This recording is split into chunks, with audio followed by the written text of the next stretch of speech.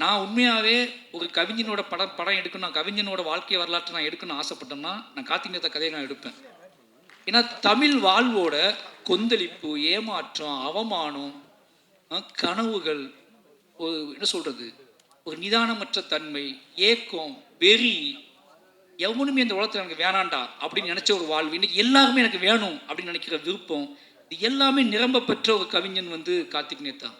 ரெண்டு பேத்துக்கும் அண்ணன் தம்பி ரிலேஷன்ஷிப், அண்ணன் தம்பியாக வாழ்ந்துருக்கோம், அண்ணன் தம்பியாக ரெண்டு பேரும் சண்டை போட்டிருக்கோம், அண்ணன் தம்பியாக ரோட்டில் விழுந்திருக்கோம், பேசியிருக்கோம். பயந்துருக்கேன் நான் அவரை பார்த்து ஒளிந்த தருணங்கள் நிறைய.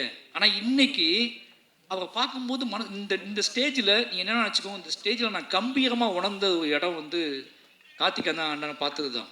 அவர் நடந்து வந்ததும், கம்பீரமாக நின்றதும், அவர் உடல் வாகும் இப்போ எப்படி இருக்குன்னு பார்க்கும்போது வாழ்க்கை